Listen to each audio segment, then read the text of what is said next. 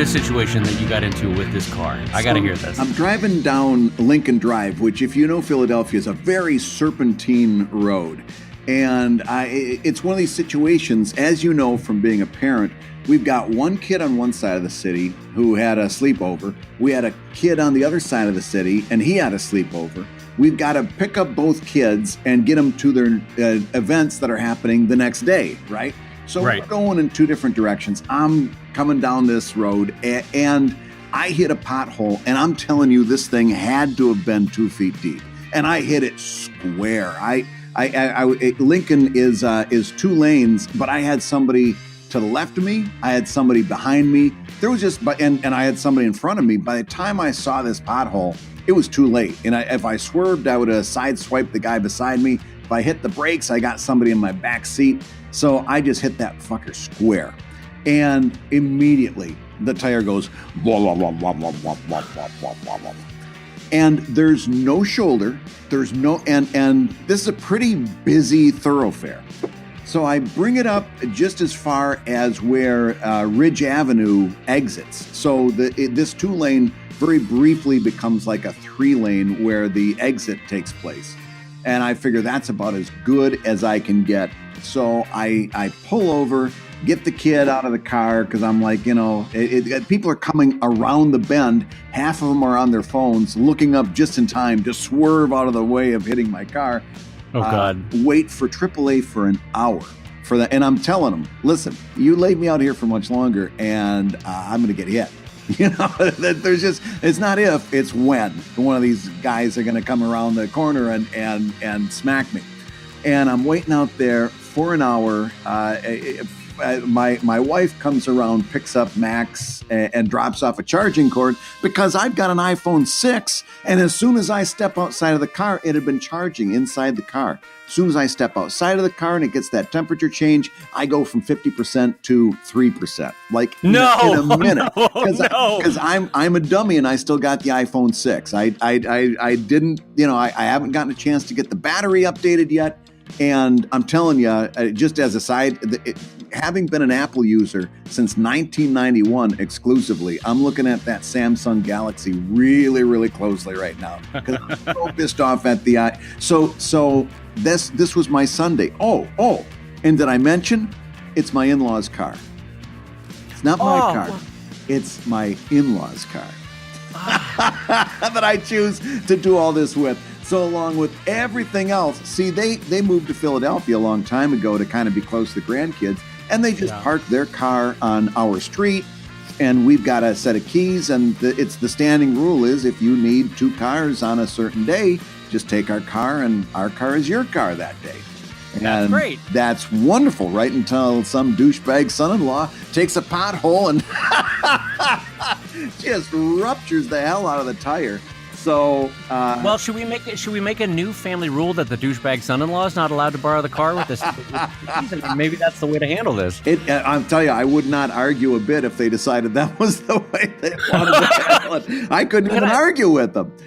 So I have a couple big takeaways from the story. The first is I am shocked, as I'm sure every listener out there is, that the well-run municipality that is the city of Philadelphia did not or didn't fill this pothole, because Philadelphia is famous for being a well-run city with no problems. Max and I heard on the drive to school the next day on the news, they were saying, and be careful on Lincoln Drive coming in towards the city. There's going to be road crews. Fixing that specific pothole? Starting exactly at the exit that I was at and working north. Oh, my God. So the second takeaway I have from this story is, when you don't know a city really well and someone else is explaining a story. So I want to give you a snippet into my brain as you were explaining this story. Yeah. Okay, right? Here's what it sounded like to me. So I'm going down 222 and I just passed Lincoln Ford exit and I passed Joe's famous pastrami shop. You know this one. You know what I'm talking about. Right where the big pine tree is. Anyway, so I exit there on Turnbuckle Street. and old lady Hibbins is out on her porch, and I waved to her right as I hit this pothole. But you know old lady Hibbins, she's got no phone. So she can't call anybody. And then Bippy, her son, you know Bippy, he's the one with the weird tooth. Yeah. You know, that's what that story sounded like to me. You're like, so I'm going down this famous serpentine street called Bippity Boppity. I'm like, I have no idea what any of this is. This is great. Well, listen, anybody from Philadelphia will know exactly what I'm talking about. Well, it speaks to your storytelling abilities that I was enthralled not knowing any of those street names. That was great. Well, the coda was we had planned dinner with my in-laws days ago for that night. So it was like, you really can't get out of it. You're kind of... And besides, where was I going to drive to? So yeah, exactly. So I got to ask you, did you break the tire or the wheel? I dented the rim. Oh, yeah. Boy, you did hit a pothole. Yeah. So man. So it wasn't just the tire. I'm replacing the entire wheel.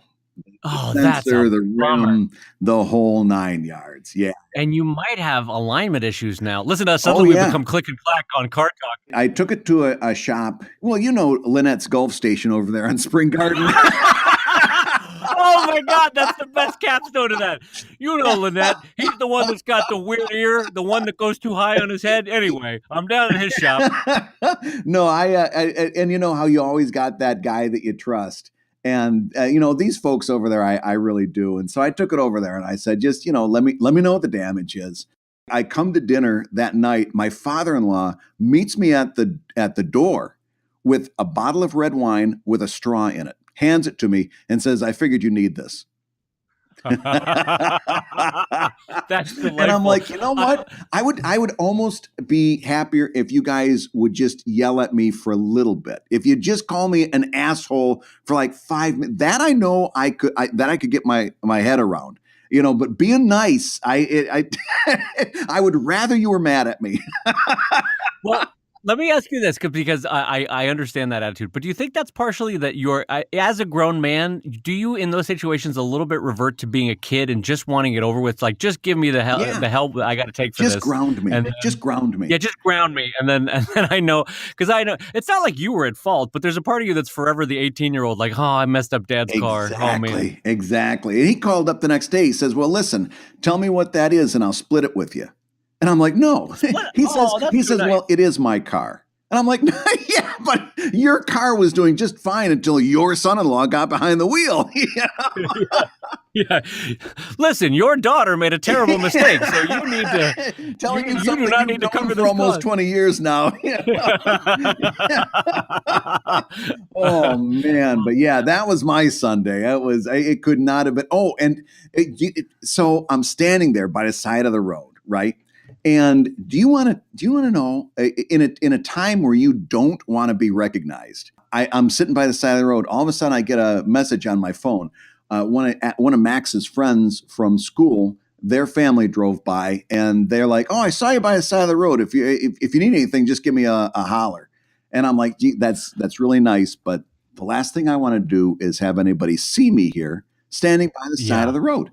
And I'm there. And like I said, I was there for an entire hour standing out there. One guy pulled up, an African-American man who couldn't have been more than 30, pulls up and he goes, "Are you okay?" And I'm like, "Yeah, I'm fine. Are you okay? This is dangerous." You should not, you're really nice, but you should not be pulled over right now. I shouldn't be pulled over. We should all be doing something else. But I thanked him profusely, and I'm like, I appreciate it.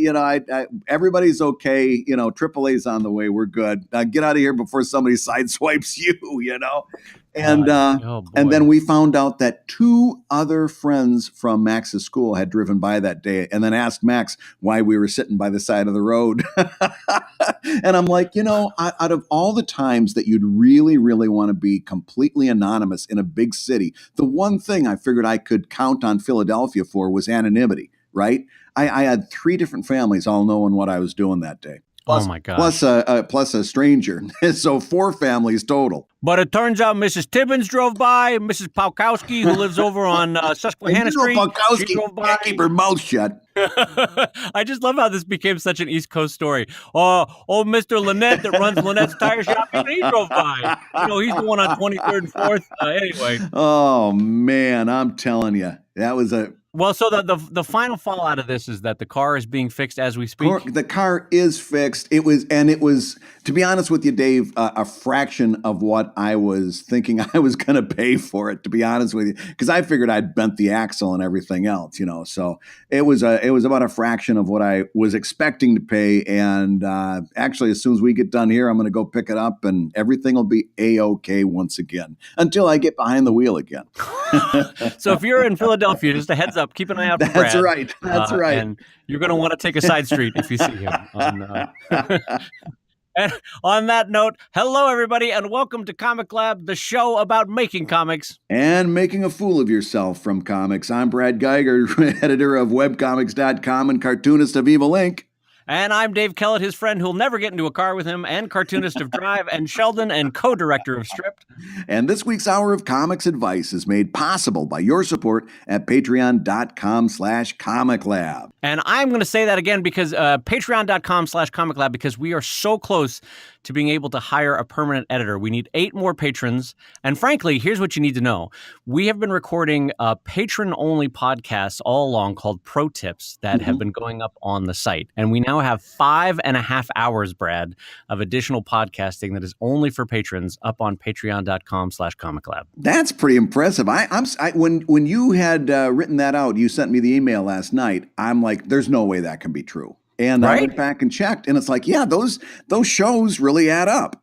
Yeah, 20 minutes here, 25 minutes there, 15 minutes there, that all adds up. So Now is a great time. If you're enjoying this show, if you enjoy listening while you draw or listening while you drive, there's another 5.5 hours of shows that you have never heard because you are not yet a patron. So jump on over to patreon.com/comiclab and help us get a permanent editor. Let me say one thing about that, those private shows, and that is this. Some people are like, well, I'm not so sure how that's going to work. Do I have to download the podcast through Patreon? No, you get actually a private RSS feed that goes into your podcast player on your smartphone, just the way any other podcast goes in. The only thing is you put it in manually through this private RSS feed. But once you've got that, which is like a 3-step process, once you've got that thing just pops up every time that we upload it. So you don't have to go through a special site to get it. It's as easy as any other podcast that you listen to. Well, speaking of podcasting, because I want to share this with you and with everybody at home. I'm podcasting from my closet now. We've sort of soundproofed it and getting it working. It's a little tricky, but we're getting it working. Yeah. Anyway, I was drawing Drive the other day, and so I said to my assistant, Beth, as she was finishing up a task, hey, could you check different audio levels in the closet with 1 moving blanket, 2 moving blanket, no moving blankets, and see which sounds the best, right? Yeah. And this is what I hear in the audio check later on when I'm listening to the differences. Are you ready for this? I'm ready. All right. This is sound test with no blankets. Soft talking, normal talking, la la la. And louder talking. This is Dave laughing. Ha ha. Ha ha ha. So I want you to know the level of respect that I engender around the office. Clearly. That apparently that's what I sound like when I laugh. Ha ha ha ha. Yeah, you can almost hear the reverence in her voice. Yeah, it's a real quality working relationship we have here at the studios here. So anyway, I thought you would appreciate that I'm listening back on the audio files going, hey, wait a minute, I have feelings. Well, and is the Wi-Fi fixed in that closet now too? Well, actually, I wanted to tell you about this because as a non-paid plug, we ended up getting this thing at Costco called the Orbi system. I don't know if you've heard about this. No. I had not. My brother recommended it to me. Orbi is a mesh Wi-Fi network, which is, I guess, the sort of next-gen version of Wi-Fi. And what it does is it creates 3 different bands on one network. Ooh. So you have a 5 gigahertz, a 2.4 gigahertz, and a second 5 gigahertz. But you only have one login. So your Wi-Fi across the house, all your different devices, of which there are a proliferating number of devices across a house, they can all choose a band that works for them, 2.4, 5, another 5, and then you just log into one Wi-Fi, and it finds the devices that are on the different bands around the house. So it's an amazing system. So in a non-paid, non-pluggy kind of way, I cannot endorse Orbi enough. It's been great so far. Nice. And everything's been working. So that was like one of the big things you had to check off your list in the new house.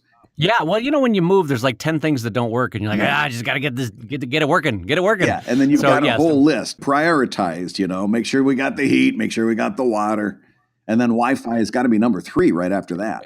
Yeah, you'd be surprised. Wi-Fi is fairly important when you're working online. So anyway, for those people that are setting up a shared studio or have a house that has a lot of devices on it, Orbi system, pretty good. Over at Costco, probably at Sam's Club or whatever else. Can't recommend it enough. And then, Brad, I should remind everybody that we have a Drunk Comic Lab coming up. Yes. We'll probably record it this weekend. You and I have had different situations where we couldn't do it, but we're already at 120, which is 80 more people onto 200. So I want to propose, without even talking to Brad, that we will do a Drunk Comic Lab every time we get to an additional 100. What do you think? I like that idea. I just like the idea of drinking and podcasting. So if you have to have a reason, like another 105 stars, that's fine. But I'm just up for opening the bottle. In the meantime, it's 10 a.m. Brad's got the straw in the wine again. And, yeah, believe me, I took him up on that. Yeah, exactly. But anyway, so I think that's all the housekeeping we have for this week. Yeah. Other than the fact that for our patrons, go take a look at the Comic Lab site on Patreon. Dave has posted photos of his new studio and all the original art on the walls and stuff like that. So that's been, I could see from the amount of likes on that, people are really enjoying that. So if you want to see Dave's new digs, although one person did say, Dave, he wants to see that closet. So we got to make sure we get a lens inside there so we can see what you look like when you're doing Comic Lab. Yeah, how exciting to see a man squatting over a box with some styrofoam in it. And I should mention this, though. It got so dang hot in here last week during the podcasting, and my laptop got really warm. Yeah. So what I've done is I've put a bowl of ice underneath my laptop. Did you really? That way, and so far it's keeping the room cool, I got to say. Yeah. So as a workaround, because you don't want to bring a fan in here because you don't want to add noise to a soundless room. Right.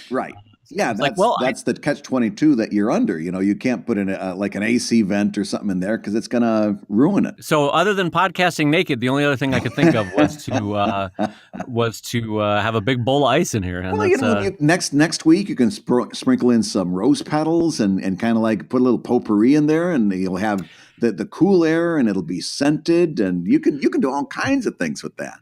It'll just be Calgon, take me away in here. I'll be midway through another one of my long, boring stories, and I'll just hear Dave going. I'm running out of oatmeal for my tub soak.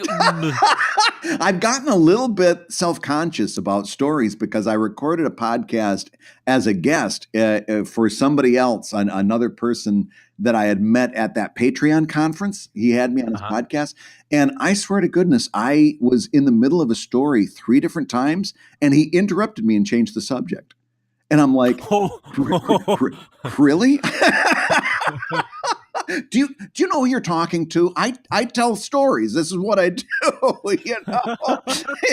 Some of them even have a point if you give me long enough to do it. But yeah, he did three different times. I was like right in the middle of telling a story about how I got from point A to point B in my career, and he just it jumped in, interrupted, and redirected. Well, now I know where I stand with this guy.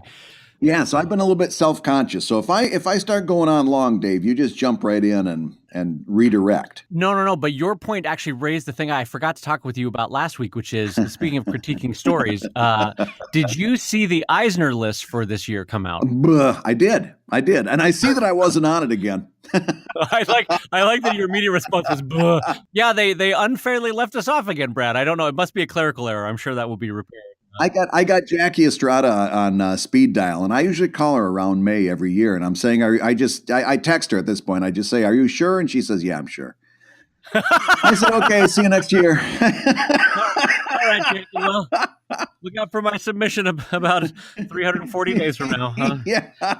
See you next year. Well, anyway, so here's my conundrum. Okay, so I am not, listen, as the older I get especially, I recognize that I am not the most tapped in person in the world. Like, I've got some old man tendencies of like, what's going on? Yeah.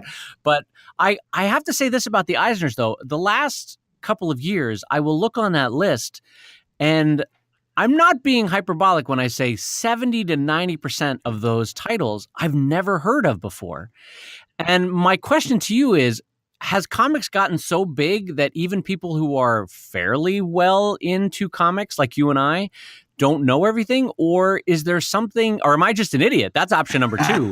Am I just a moron? As much as I'd love to pursue that option, unfortunately, I can't. Actually, you know what? This is the first time that somebody has said, maybe part of the thing is comics has gotten so big that, we don't have our thumb on it. It's not us and 24 other people. It's bigger than that. That's something I actually hadn't considered, and it makes me feel a lot better. But no, I feel more and more out of touch especially when the Eisners come out, because it's like, I'm like you. I haven't heard of any of these people. I'm looking at the list right now, and I don't think I don't want to name them by name, but none of them I notice.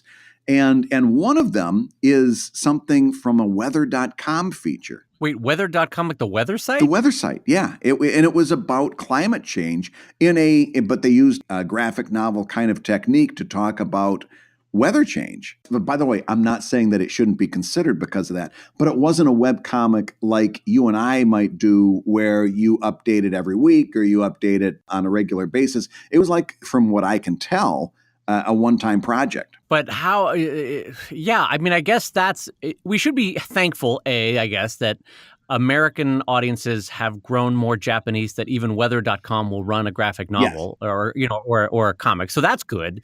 So I don't begrudge them that. But yeah, my sense is that there are so many comics in so many places and in so many versions and outlets that there's no way for one of us to keep up.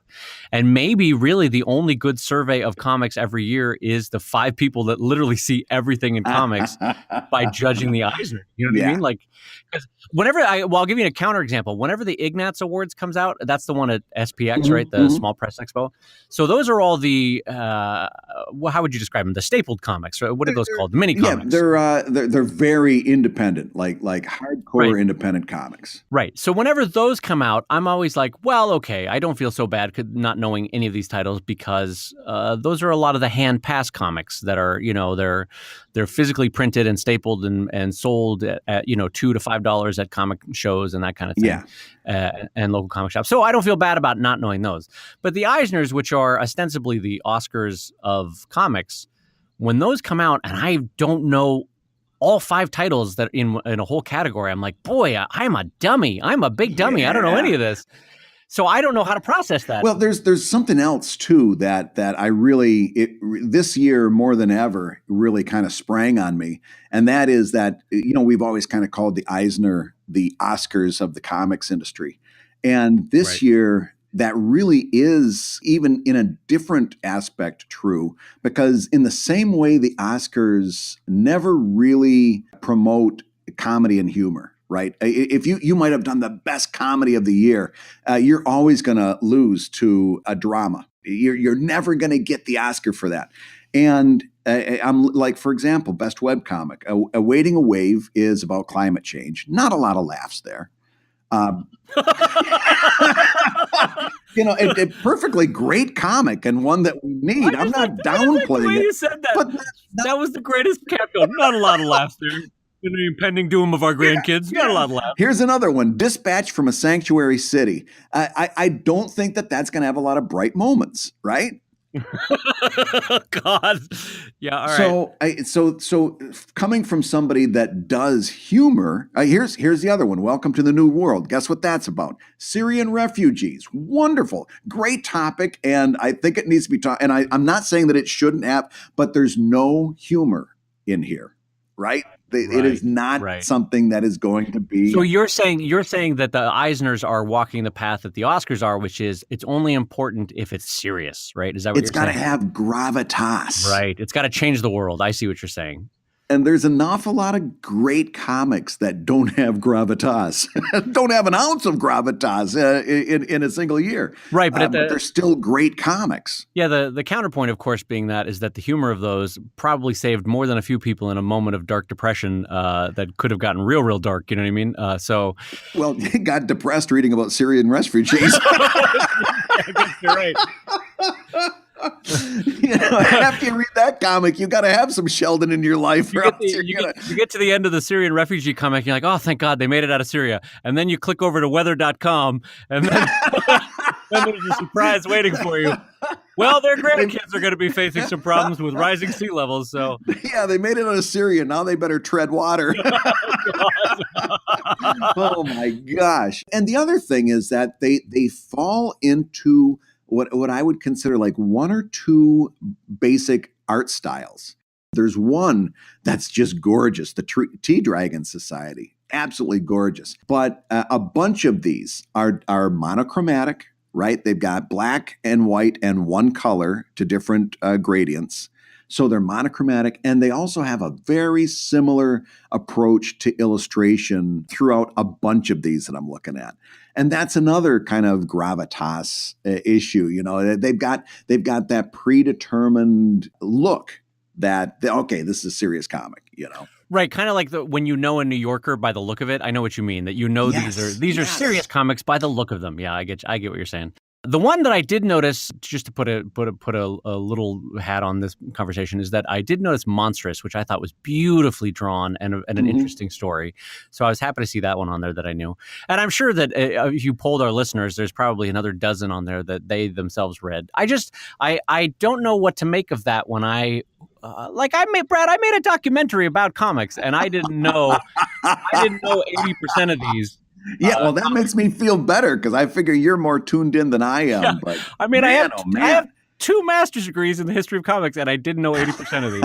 So I'm not saying this to be egotistical. I'm just saying that I didn't know any of this, and so basically what I'm asking is how are we meant to process this? I guess the positive outlook is, hey, here's a bunch of new comics to check out that you weren't aware of, but maybe are worthy of praise and a second look or a first look. So I guess that's the optimistic way to look at it.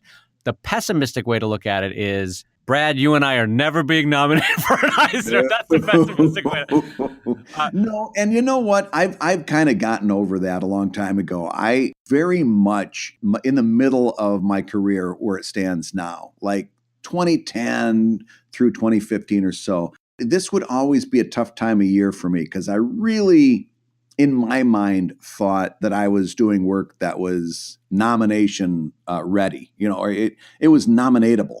Now, looking back, not so much. Yeah. I'm like, nah, you weren't ready yet. They made the right choice right there. But but in my mind, it was always a blow to my ego that I was not getting nominated. And the one time I did get nominated for an Oscar, or got nominated for an Eisner, I convinced myself mentally that they had made a mistake. That because Fables was very similar to the Fables that was very popular being published in comics, Fables. So Okay. I've always kind of convinced myself that was more of a clerical error than anything else. Your Fables was really unique and interesting, and I was very happy when you got nominated for an Eisner for that one. I was too.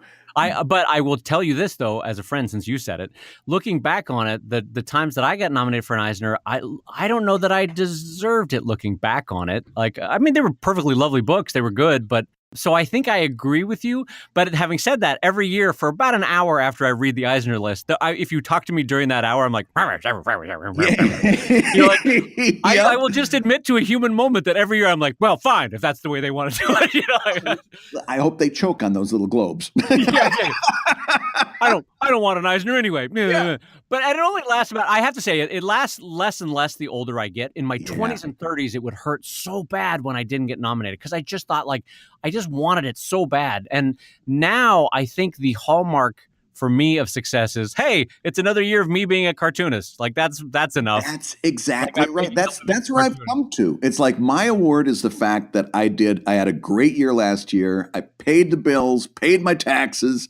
Everybody's happy and healthy. And I did it in such a way that this is what I wanted to do since I was 12 years old. I was a professional cartoonist for another year and did some work that I'm really proud of. And that's my reward. And I don't know how many people are able to really say that. And I count among those award winners and non-award winners alike. Can they really say that they were doing that? Some of them, yes. Some of them, no.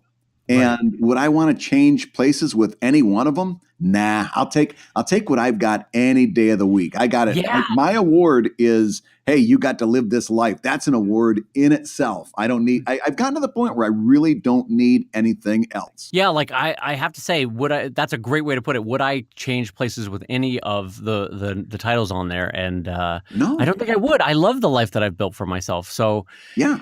So that's the counterpoint to the hour after reading the Eisner list every year where I go, is that 2 hours later I go, you know what? Everything's fine. You built the comics career. Yeah, There's doing it. There's 250 professional cartoonists in America, and you're one of them, or 300, however many there are. Right. So relax there, Mr. Egotistical. You don't need a little golden, tiny little soccer award on your desk to tell you you're doing okay. No. And I'll tell you the other thing that really helped is when I made the shift to doing a series of Not Safe for Work comics.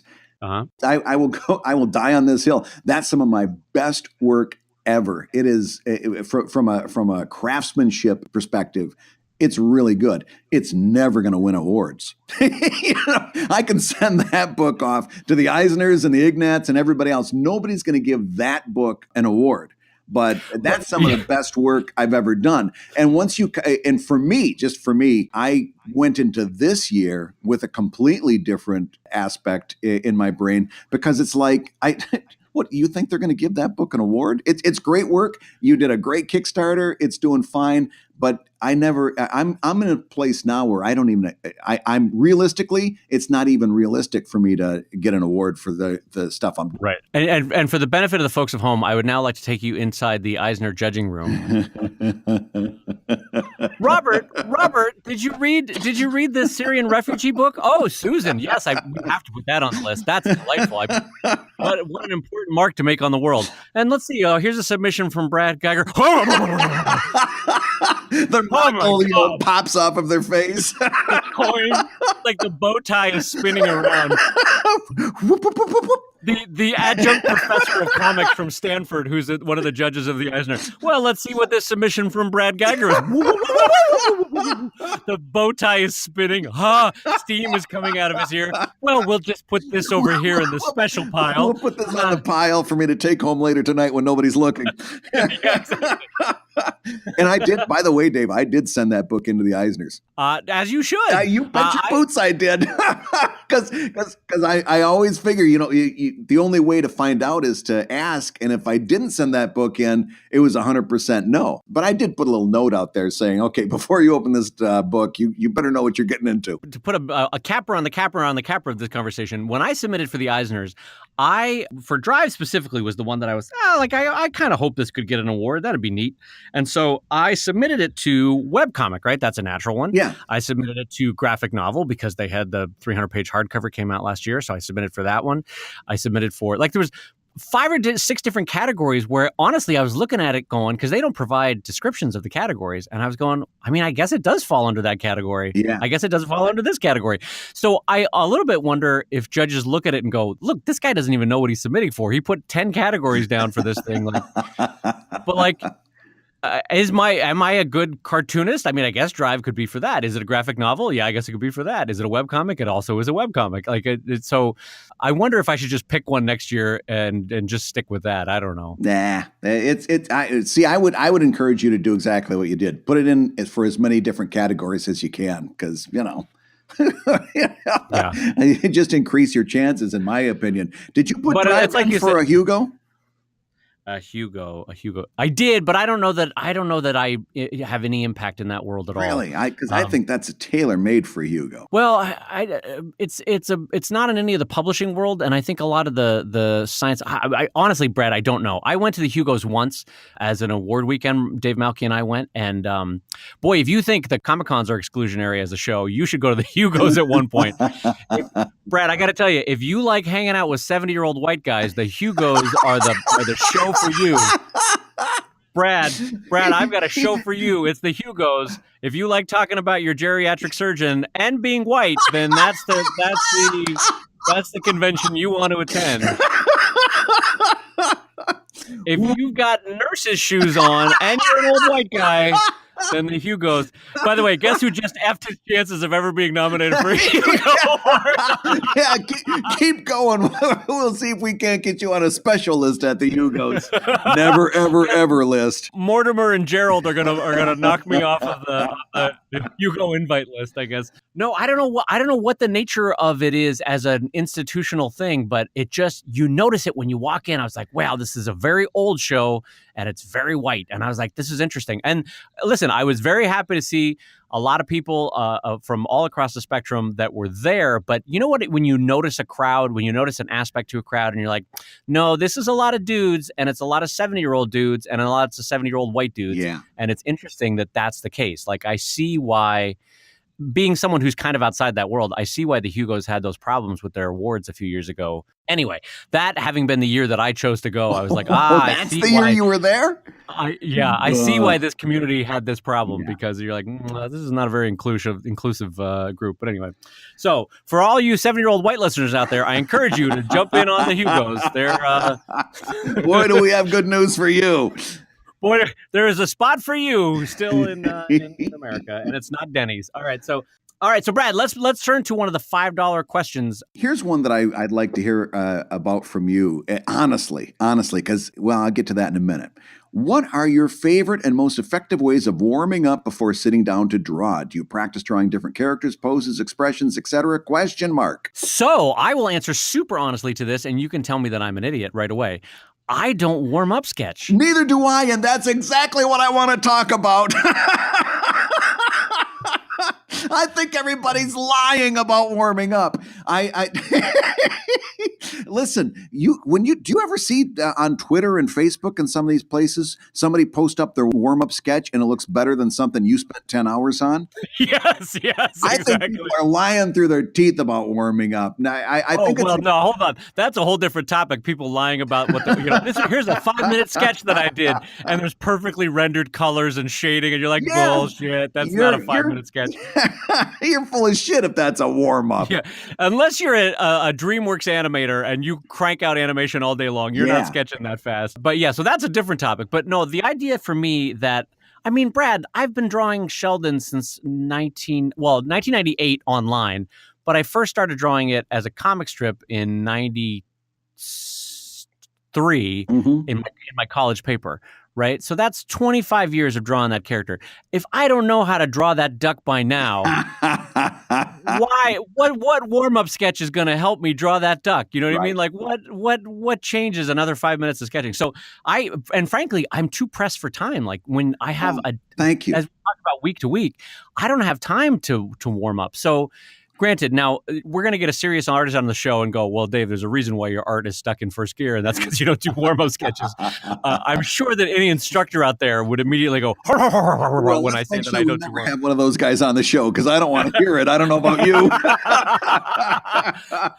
I mean, for example, when I'm drawing digitally with Drive, my warm-up sketch is, if I draw the first figure and it looks like crap, then I just erase it and redo it. Like, that's my warm-up sketch. No, my pencils are kind of like my warm-up. You know, when I do my sketches, the blue, and I don't know, talking crafts with you, I always do it. I work in Manga Studio or Clip Studio Paint now. And I always do my pencil in different colors, like blue and purple and red, and I'll layer on top of layer. Like, I'll get a body right and the head wrong. Well, then I'll do the head in a different color. And then I've got maybe 20 different layers, all different colors when I do my final sketches of things that, okay, or if I've got two people, I'll do one in one color and the other in another color, because then inevitably I've got to change the proportions on the one to match the other. And that's easier if they're on different layers. Do you do the same thing? Well, no, this is interesting to hear you say this. So you do multiple layers of different colors, and the colors and the layers help you differentiate. I get that. Yeah. So what I do is I have in my sketching, I'll have, if I'm working digitally, I'll have multiple layers, but they're all set to different transparencies. So the first pass sketch will be at 10%. The next pass sketch will be at 30%, and then the finalized sketch will be like at 60%. And usually, frankly, I will get roughly what I want out of the first sketch. It usually doesn't take me. I mean, usually head positioning, I'll maybe futz with that, like you said. Yeah. But usually, what I've been trying to do more and more is I'd had the pleasure of holding on to some of Watterson's originals, and when he sent me the original that he did for Strip for the poster. By the way, he mailed it just normal. And I was like, Bill, what are you doing? Why? This should be in like a lead box held by... Don't you know who you are? Four armed guards, and it's just coming through U.S. mail. One little piece of cardboard behind it. I was like, what are you doing, Bill? So I opened it up, and I'm looking very closely at his original art, and I realized that his life of his drawing comes in the inking. So he just does very basic pencil wireframing, or not even wireframing, just basic, like a line to indicate the top of a head, another line to indicate the location, but just a line to indicate the depth and location of the hand, right? You know, different things that you would need just bare bones roadmap of how to put ink down. And then he lets the inking stage be the life of it. And I think that's kind of a version of what we were talking about a few weeks back, which is when I was encouraging people to have imperfections because it has a livelier line. Mm-hmm. And Watterson, I think, does that too, is that he just puts bare bone pencil down so that the ink has a livelier, sketchier feel where he's discovering it as he's drawing. And so I've been trying more and more, this became a long story, I've been trying more and more with Drive to just do wireframe or basic like volume indicators to say, here's how tall this alien will be. Here's how wide this alien will be. I need to scooch him over to make space for this other person. And so that way the fun of it comes out in the inking rather than overly wrought 17 pencils underneath an ink sketch, you know? Yeah, that's a good point. But that being said, I make just as many mistakes there too, and then it's Control-Alt-Delete, you know, that kind of thing. Yep, so, and then re-inking and re-inking. Yeah, re-inking. But the idea being that if I do happen upon the magic of a lively sketch, quote unquote, it's done in ink. And so then if I did it right, then I can keep it. You know, like it's always the worst when you capture the perfect magic in pencil and you're like, well, shit, it was in pencil. Now I got to redo it. So, yeah, now what do I do? Yeah, now I got to recapture that magic moment. So basically what I'm trying to do is if I do it in inks, then it's ready to go and I'll just delete it if it wasn't magical, you know, that kind of thing. So, but yeah, like you, I use a bunch of layers, and for me it's transparencies and for you it's colors. That's an interesting way to go. I'm happy to hear. It's been one of those things that I've been always scared to talk about in public. Because all these people around me seem to be doing warm-ups, and some of them do warm downs, which I never understood either. Warm downs? Warm downs? Is this, a country club? Yeah, this is a warm down. Yeah, I've seen that on social media. Richard, my hand is so tired from drawing, I've got to do a warm down. Oh, Eustace, I couldn't agree more. Would you pass me another martini while I finish my warm down? Listen, fixing a martini, that is a warm down. Stir, you're warm down. Well, not to sound huffy, but like my warm down is the 20 other things that I have to get done in my to-do list that day. Right. That's my warm down. Oh, I'm so glad to hear you say that. Yeah, warm down. I just feel like, oh my goodness, that round of golf was so tiring. I need to do just some putting for 10 minutes just to cool down from that long day on the back nine. And what's going to happen if you don't warm down? Is your hand just going to kind of snap into position? I don't understand that. It's a form of rigor mortis claw that your hand goes into. Like, oh God, Bradley, I didn't do my warm down, and now I've got rigor mortis hand. Well, I think we pretty much slaughtered that one. So let's move on to this next one. Wait, hold on. We didn't really answer that though. Let's say hypothetically you did want to do a warm up sketch, Brad. What would you do? Well, listen, practicing sketching is a wonderful thing. And for me, when I find myself practicing, I'm working on expressions. I'm working on drawing faces, sometimes hands and gestures.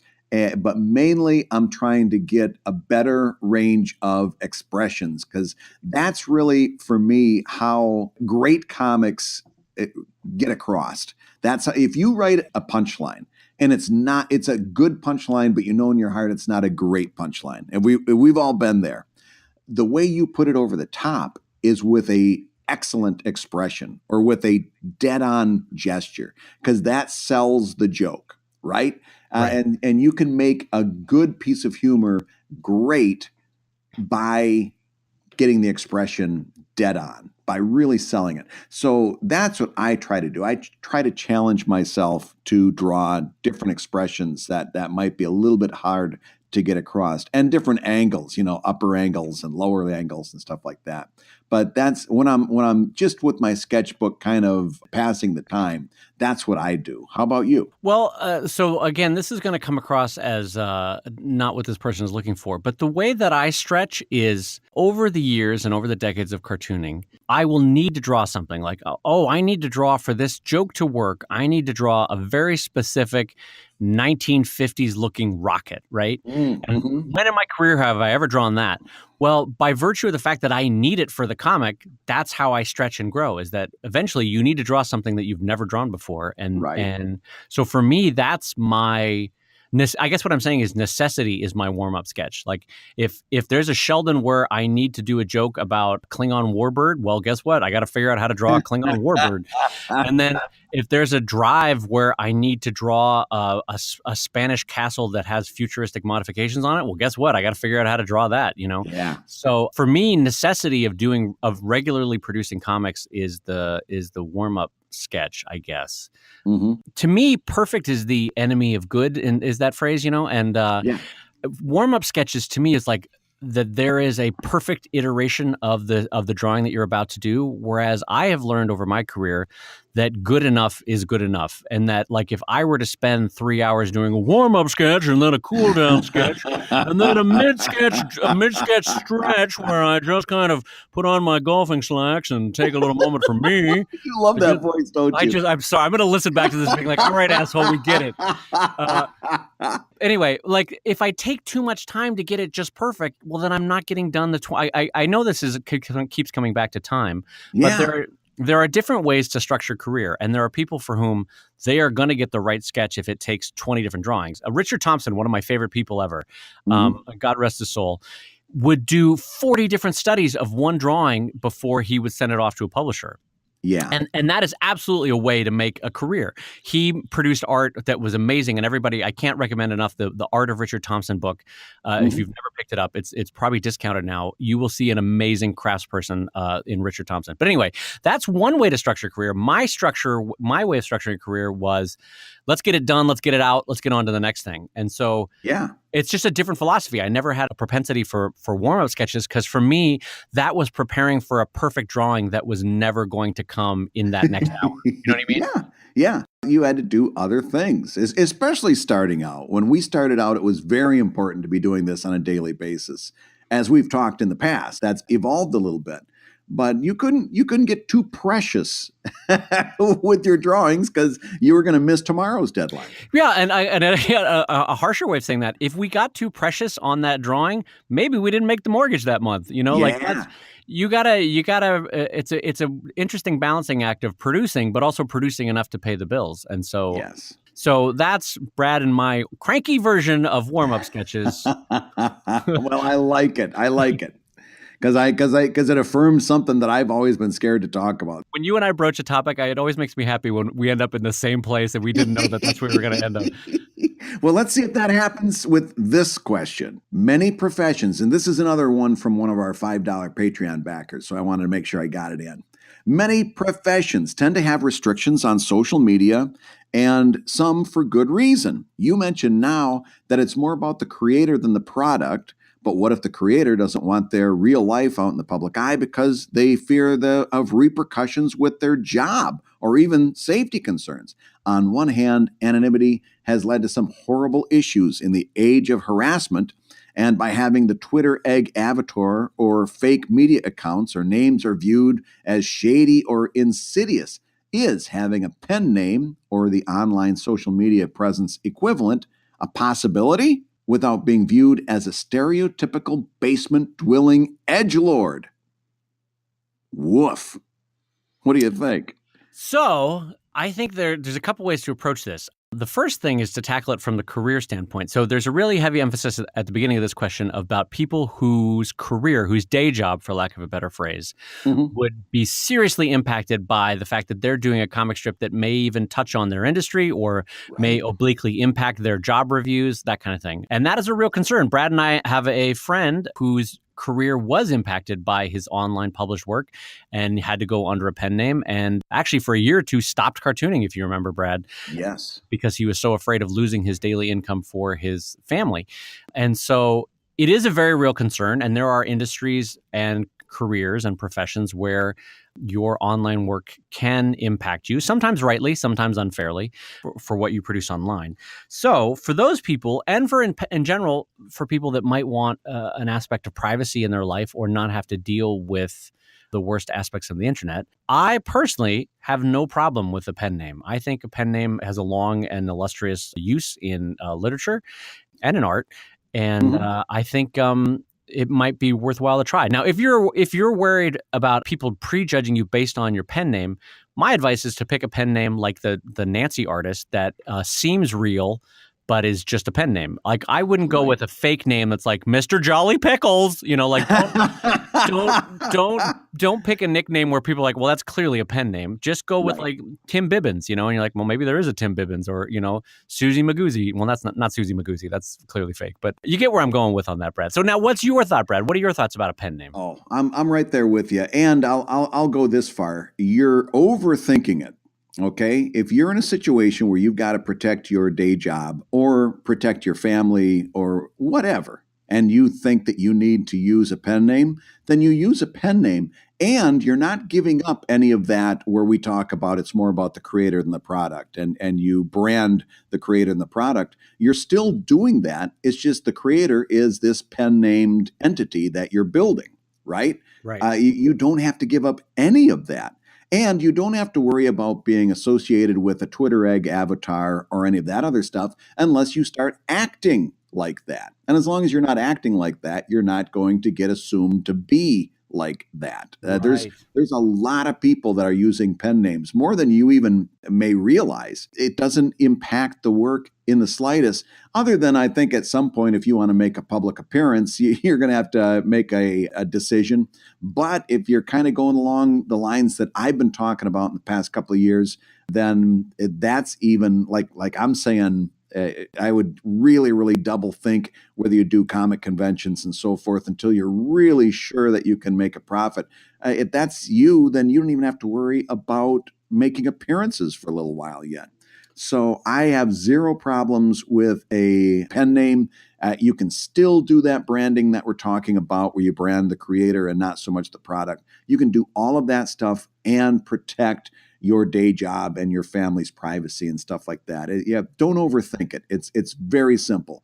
Make the pen name and then brand the pen name. The interesting thing there is that you absolutely will be giving up a certain amount of public appearances. I think that's a fair assumption. But the good news is I think we are entering a world where largely you can build a wonderful career never showing your face in public ever. Right. Between Kickstarter and Patreon, even if you're concerned about the videos for Kickstarter, Patreon, you can structure a video that you never appear in. It's just your voice or, you know, like all that sort of thing. But there's even one, I want to talk about this one for a second, Brad, because I so rarely get to talk about it. But I studied World War II propaganda cartoons, and there was a Soviet pen name that I always found fascinating. And I'm going to pronounce it wrong, but it was Kukranitsky. And what it was 5 artists that shared one pen name. Oh, really? And I was like, that's fascinating that you can even have shared work or combined work or tag teaming. I guess it's a version of, what's that stick figure comic that appears now as a webcomic? Cyanide and Happiness. Kukranitsky was similar to that, is that it's a shared platform for different cartoonists.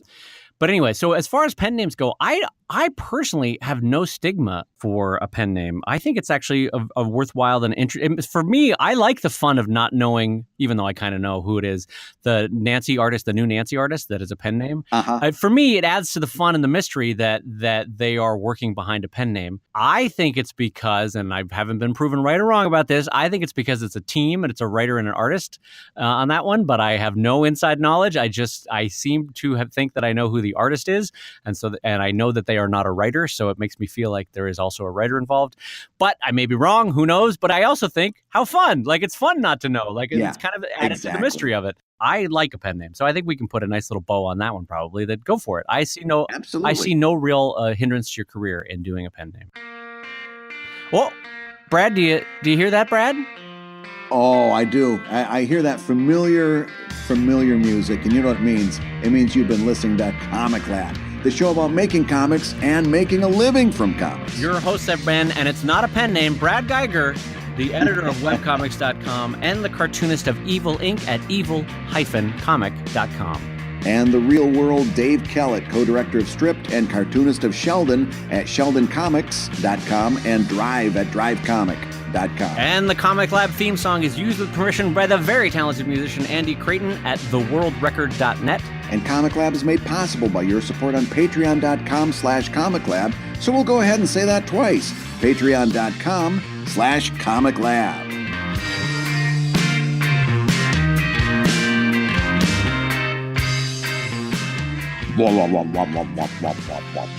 This is Dave laughing. Ha ha!